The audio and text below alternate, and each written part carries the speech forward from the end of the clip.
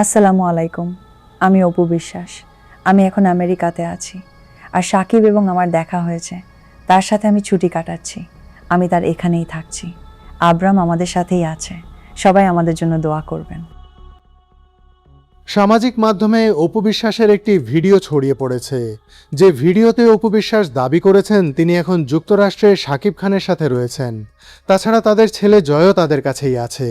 এ বিষয়ে অপু বিশ্বাস আরও বলেন, আই নো যে পারপাস আপনি বলছেন এটা আমাদের মধ্যে কখনোই ছিল না এবং সেটা সাকিবও কখনো দেখায়নি। তো ওই জায়গা থেকে আমি বলবো যে সে গুড মেন্টালিটির একজন মানুষ।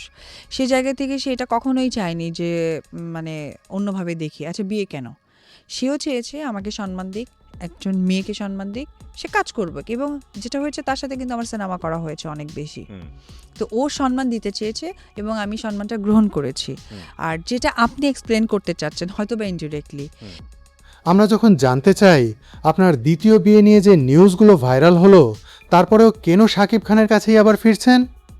এটা আসলে আমারও মাথায় কখনো এটা ঢোকেনি বা সেও আমাকে ঢোকায়নি এবং সেও সেই জায়গায় আমাকে নিয়ে যাওয়ার চেষ্টা করেনি। That's very good. আমাকে প্রপার That's very good. হ্যাঁ পছন্দ দুজনের মধ্যে ছিল। আমি এই জন্যই তাকে অনেক বেশি স্যালুট করতে চাই যে সে আমাকে সম্মান দিয়েছে আলটিমেটলি। একটা মেয়েকে অসম্মানিত করার ট্রাই করেনি। Oh, that's fine. যে ২-৩ বছর আমরা প্রেম করছি, ঘোরাঘুরি করছি, আলটিমেটলি বিয়ে হলো না বা বিয়ে থেকে সে নিজেকে আড়াল রেখেছে, তা কিন্তু সে করেনি।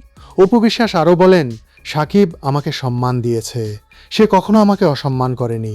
তার জন্য আজ আমি এত পরিচিত। তার সাথে আমার ক্যারিয়ারের সবচেয়ে বেশি ছবি করা হয়েছে। তার প্রতি আমার কোনো ক্ষোভ নেই।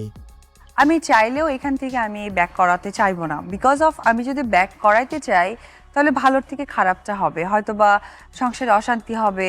সে আমার কথা যখন শুনবে না তখন আমার হয়তো খারাপ লাগাটা বেশি হয়ে যাবে, যার কারণে আমি তাকে ফ্রিডম দিয়েছি। বাট একটা কথা সবসময় তার আমার মধ্যে হতো যে ভালো থেকো, বিকজ আমাকে তো বিয়ে করেছে, আমি তো একজনের সন্তান, আমি তো জেনে হোক না জেনে হোক তোমার কাছে এসেছি, এইটুকু সম্মান অ্যাটলিস্ট আমাকে দিই। সম্মানিত দর্শক, এ বিষয়ে আপনাদের মতামত আমাদের কমেন্ট করে জানান।